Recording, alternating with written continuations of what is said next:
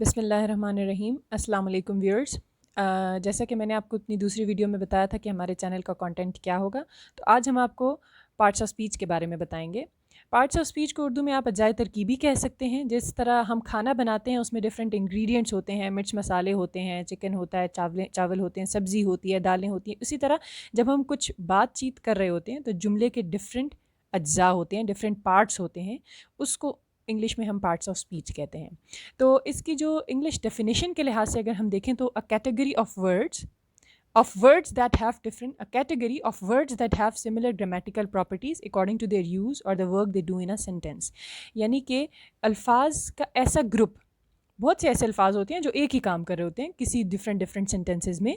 तो ऐसे तमाम अल्फाज जो एक ग्रुप में हम उनको कलेक्ट कर सकें और वो एक ही काम कर रहे हों ग्रामेटिकली, उनको पार्ट ऑफ स्पीच कहा जाएगा, उसको एक पार्ट ऑफ स्पीच कहा जाएगा। जैसे कि अभी मैं आपको पार्ट्स ऑफ स्पीच के बारे में बताती हूँ। तो parts of speech basically 8 parts of speech हैं, जिसमें पहला है नाउन। नाउन को हम उर्दू में इसम कहते हैं। नाउन का मतलब है कि किसी भी चीज़ का नाम। इसका मतलब सिर्फ ये नहीं है कि जॉन, पीटर, हेनरी, इन नामों को हम कंसीडर करेंगे। टेबल, चेयर, फ्रिज, डोर, ये भी नाम है, ये मुख्तलिफ़ चीज़ों के नाम हैं। माउंटेन, हिल, प्लेन, ये किसी जगह के नाम हैं। इसी तरह कंट्री, ट्री, ये सब भी डिफरेंट नाम हैं जो इंग्लिश में मुख्तलिफ़ चीज़ों को दिए गए हैं। तो इन सब को हम नाउन कहेंगे। इसी तरह सेकंड पार्ट ऑफ स्पीच जो है वो प्रोनाउन है।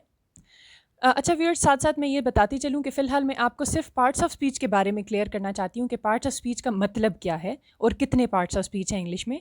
In different parts of speech पे हम डिटेल्ड वीडियोस अलग अलग से भी बनाएंगे। So second part of speech है हमारे पास, उसको हम इसमें ज़मीर कहते हैं उर्दू में। तो प्रोनाउन जो है सेकंड पार्ट ऑफ स्पीच है, जो बेसिकली नाउन की जगह पे यूज़ किया जा सकता है। जैसे अगर हम कहते हैं कि John went to school, John ate his food, John is a good boy, I know John very well. तो डिफरेंट जगह पे बार बार जॉन यूज़ करना, तो जॉन को डिफरेंट जगह पे बार बार यूज़ करना अच्छा नहीं लग रहा। सो हम इस तरह से कर सकते हैं कि John is a good boy, he daily goes to school, वो रोज़ाना स्कूल जाता है। जॉन एक अच्छा बच्चा है, वो रोज़ाना स्कूल जाता है। तो हमने यहाँ पे एक वर्ड यूज़ किया जॉन की जगह पे ही, तो ये एक प्रोनाउन है। ठीक है। तीसरी चीज़ हमारे पास है वर्ब। वर्ब का मतलब है फेल यानी काम। आप जानते हैं कि जब कोई सेंटेंस हम डिस्क्राइब कर रहे होते हैं, जिस तरह अभी मैं कह रही हूँ कर रहे होते हैं, तो यहाँ पे करना बेसिकली काम को डिस्क्राइब, काम है, एक काम है। मैं खाना खाती हूँ, आई ईट माई फूड, वो स्कूल जाता है, ही गोज़ टू स्कूल। यहाँ पे सेंटेंस में काम बताए गए हैं, डिफरेंट कामों का जिक्र है। वो काम जो है वो वर्ब हैं, उनको वर्ब कहा जाएगा इंग्लिश में। उसके बाद है एडवर्ब। एडवर्ब बेसिकली हमारे पास मावन फ़ेल होता है, यानी कि ये हमें किसी जुमले में किसी फ़ेल के बारे में यानी किसी काम के बारे में मज़ीद मालूमात फ़राहम करता है। जैसे वो रोज़ाना स्कूल जाता है, यहाँ पे स्कूल जाना एक काम है और रोज़ाना स्कूल जाना जो है ये एक एडिशनल इन्फॉर्मेशन है जाने के बारे में, कि हाँ वो स्कूल जाता है यानी वो ये काम करता है और वो रोज़ाना करता है। तो ये एक एडिशनल इन्फॉर्मेशन है वर्ब के बारे में, तो ये एक एडवर्ब है। रोज़ाना यहाँ पे एक एडवर्ब है। फिर हमारे पास आता है एडजेक्टिव।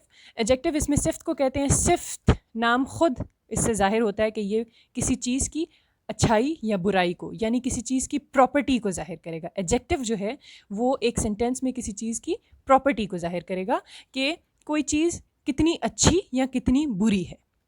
फिर आ गया प्रपोजिशन। प्रपोजिशन जो है हरूफ जार हैं। प्रपोजिशन का काम ये होता है कि ये दो चीज़ों के आपस में ताल्लुक़ को वाज़ेह करते हैं। जैसे this pain on this paper, अगर मैं इसको इस तरह बोलूँ दिस पेन दिस पेपर, तो किसी को समझ नहीं आएगी कि ये पेन और पेपर का आपस में क्या ताल्लुक़ है।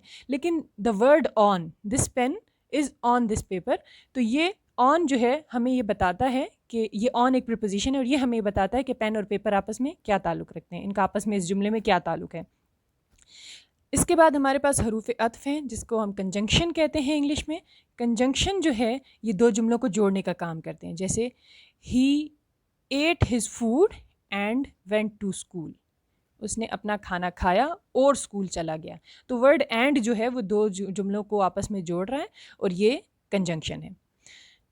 आखिर में आता है इंटरजेक्शन। इंटरजेक्शन जो है जिसको हम उर्दू में हरूफ इस्तिफ़ामिया कहते हैं, ये इंटरजेक्शन इंग्लिश में ऐसे अल्फाज को कहते हैं जो जज्बात को ज़ाहिर करते हैं। जैसे ओ, आउच, इस तरह के जो सारे जिस डिफरेंट वर्ड्स हैं जिससे एक्सप्रेशंस हमें मिलते हैं, वो इंटरजेक्शंस हैं।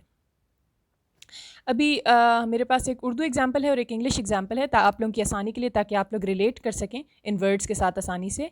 सबसे पहले हमारे पास जो उर्दू में एग्जाम्पल है उसमें है अली एक मेहनती लड़का है। अली यहाँ पे एक नाम है, नाम यानी कि नाउन है, ठीक है। मेहनती एडजेक्टिव है, लड़का भी नाउन है, वो वक्त पर स्कूल जाता है। यहाँ पे जाना, स्कूल जाना एक वर्ब है, लेकिन वक्त पर स्कूल जाता है यानी वक्त पे जाता है, हमें एडिशनल इंफॉर्मेशन दी गई है, तो ये एक एडवर्ब है। इसके बाद एक दिन उसे रास्ते में एक ज़ख्मी कुत्ता मिला। ज़ख्मी कुत्ता, कुत्ता नाउन है, ज़ख्मी होना, कुत्ते का ज़ख्मी होना उसकी सिफ्त है, तो ये एडजेक्टिव हो गया। इसी तरह इस सेंटेंस में अगर आप देखें, अगर हम दोबारा इस सेंटेंस को देखें, अली एक मेहनती लड़का है, वो वक्त पर स्कूल जाता है, तो यहाँ पे वो जो है वो ये एक प्रोनाउन है, यानी कि एक नाउन की जगह पे यूज़ किया गया है। हमने यहाँ पे अली का नाम दोबारा यूज़ नहीं किया, हमने यहाँ पे अली के नाम की जगह दोबारा वो यूज़ किया है, तो ये एक प्रोनाउन है, ठीक है। सो व्यूअर्स, इस उर्दू एग्जाम्पल से आपको तकरीबन थोड़ी बहुत समझ आ गई होगी, आपने इसको इंग्लिश के पार्ट ऑफ स्पीच से कुछ रिलेट किया होगा, आपको समझ आ गई होगी कि यही अल्फाज जो हैं, जो मिल के जुमला बनाते हैं, यही ऐसे ये जो जुमले के अज्जाए तरकीबी जो हैं, इन्हीं को हम पार्ट्स ऑफ स्पीच कहते हैं इंग्लिश में। सो अब हम कन्वर्ट करते हैं इंग्लिश पे। अब मेरे पास इंग्लिश की भी एक छोटी सी स्टोरी है, जिसमें आपको मैं इंग्लिश में ही इंग्लिश के पार्ट्स ऑफ स्पीच दिखाऊंगी। John is an engineer. John क्या है? जॉन किसी का नाम है, तो जॉन नाउन होगा। एन इंजीनियर, इंजीनियर भी एक पेशे का नाम है, इसको हम नाउन कहेंगे। ही हमने किसकी जगह यूज़ किया है? हमने ही को जॉन की जगह पे यूज़ किया है, तो ही प्रोनाउन होगा, क्योंकि प्रोनाउन वो चीज़ होती है जो यूज़ की जाती है नाउन की जगह पे। He is very talented. Talented जो है, टैलेंटेड होना जॉन का, वो उसकी सिफ्त है, तो ये एक एडजेक्टिव है, ठीक है। लेकिन इस सिफ्त को ज़्यादा, इस सिफ्त के बारे में हमें ज़्यादा इन्फॉर्मेशन दी जा रही है कि वो सिर्फ टैलेंटेड नहीं है, वो बहुत टैलेंटेड है, यानी वेरी टैलेंटेड, तो ये एक एडवर्ब है, ठीक है। सो एडवर्ब ऐसे लफ्ज़ होते हैं जो किसी सिफ्त के बारे में या किसी वर्ब के बारे में हमें, किसी एडजेक्टिव के बारे में या वर्ब के बारे में हमें ज़्यादा इन्फॉर्मेशन देते हैं। He again a pronoun, works verb in a well known company, company भी किसी जगह का नाम है। एंड क्या है गाइज? अब देखें, एंड जो है, he works in a well known company and is famous for his smart work. And in दो जुमलों को मिला रहा है, तो ये कंजंक्शन है, ठीक है। इज़ फेमस अगेन एडजेक्टिव है, क्योंकि ये एक सिफ्त है, ये एक अच्छाई है। फॉर हिज प्रोनाउन, हमने जॉन की जगह प्रोनाउन यूज़ किया है, स्मार्ट वर्क।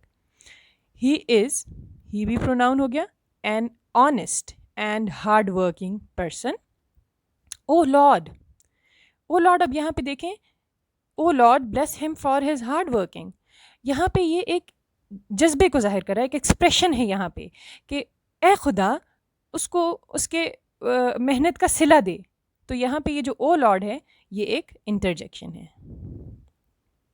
सो ये इंटरजेक्शन हो गया। व्यूअर्स, अब यहाँ पे आपको मैं ये बताती चलूँ कि इन दोनों पैराग्राफ्स में जो मैंने हाईलाइट किए हैं, जो वर्ड्स, जो अल्फाज मैंने हाईलाइट किए हैं, उनके अलावा भी बहुत सी चीज़ें हैं जो पार्ट्स ऑफ, जो डेफिनेटली ये सारे words he parts of speech हैं, लेकिन मैंने उन सब को इसीलिए एक्सप्लेन नहीं किया क्योंकि ये बहुत ज़्यादा टाइम लगता है इसमें, तो वो डेफिनेटली आपके लिए बहुत बोरिंग भी हो जाएगा। जैसे कि आप देख लें, he works in a well known company, यहाँ पे इन जो है वो जॉन और कंपनी के का कनेक्शन आपस में दिखा रहा है, तो ये एक प्रपोजिशन है। तो इसी तरह ये सारे, इन सेंटेंसेस में सारे वर्ड्स जो हैं वो कोई ना कोई पार्ट ऑफ स्पीच है, और पार्ट्स ऑफ स्पीच को अजाए तरकीबी इसीलिए कहते हैं कि ये सारे वर्ड्स मिल के एक सेंटेंस बनाते हैं।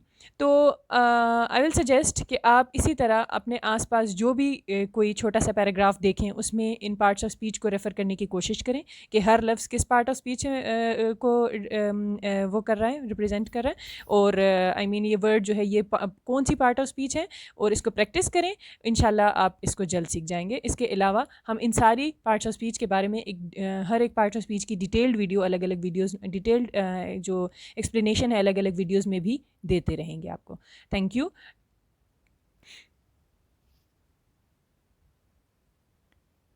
सो व्यूअर्स, जिस तरह हमने आपको बताया था कि हर वीडियो के एंड पे हम आपको कुछ क्वेश्चंस देंगे प्रैक्टिस करने के लिए, जिसके आंसर्स हम डिस्क्रिप्शन में डाल देंगे। आप इसको अच्छी तरह प्रैक्टिस कीजिए, उसके बाद डिस्क्रिप्शंस के साथ आप उसको डिस्क्रिप्शन में आंसर्स के साथ मैच करके आप चेक कर सकते हैं कि आप कितना सीख चुके हैं। हमारा यहाँ पे जो मैंने एक पैराग्राफ लिखा है, Henry wakes up early in the morning, he brushes his teeth regularly, he studies in class 8th. He is an intelligent boy and does his homework in time. His father is a famous doctor. अब viewers, आपने क्या करना है कि जो इसमें हमने different parts of speech पढ़े हैं, उसके साथ आपने इन सेंटेंसेस को देखना है कि कौन कौन से पार्ट्स ऑफ स्पीच इनमें मौजूद हैं, कौन कौन सा वर्ड किस पार्ट ऑफ स्पीच का है, कौन सा वर्ड जो है वो कौन सा पार्ट ऑफ स्पीच है। तो फिर आंसर्स जो हैं आप डिस्क्रिप्शन में चेक कर सकते हैं। जो आंसर जो हैं वो हमने इसी वीडियो के डिस्क्रिप्शन में डाले हुए हैं, लेकिन आप इसको ख़ुद करने की कोशिश करें और उसके बाद आंसर्स चेक करें। उम्मीद करती हूँ कि वीडियो आपको पसंद आई होगी और आपको हेल्प करेगी। नेक्स्ट वीडियो में हम नेक्स्ट कंटेंट को कवर करेंगे। अल्लाह हाफ़िज़। Thank you.